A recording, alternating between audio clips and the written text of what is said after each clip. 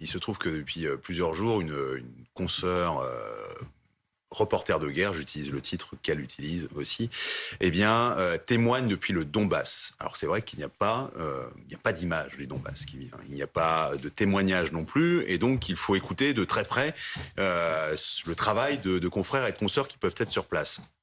Elle est apparue une première fois sur une chaîne concurrente en expliquant que on nous cachait beaucoup de choses, notamment sur le fait que dans le Donbass, ce sont les Ukrainiens qui bombardaient la population.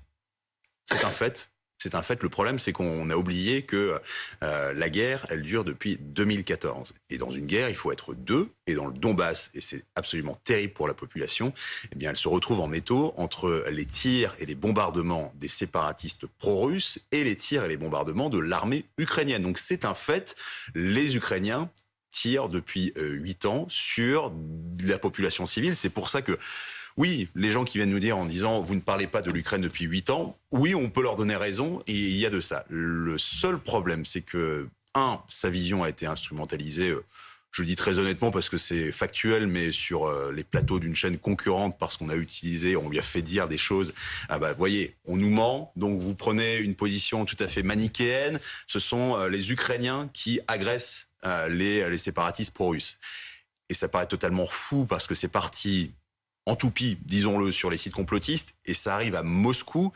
Je crains que ça fasse énormément de pub. Je me permets de citer mon confrère, très informé, parce qu'il, non seulement il travaille excellemment bien, mais en plus il est correspondant à Moscou, Benoît Vitkine du Monde, qui a regardé notamment les images tournées par notre consoeur.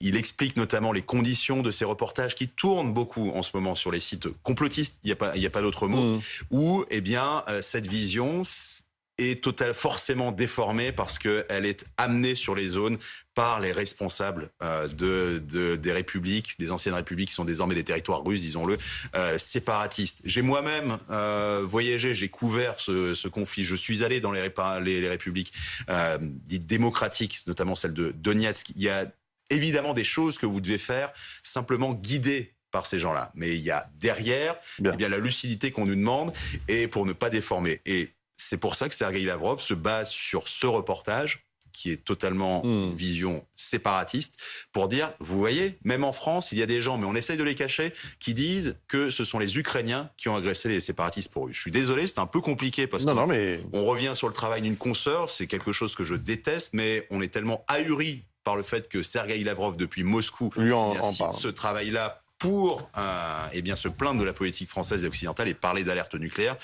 C'est assez gros.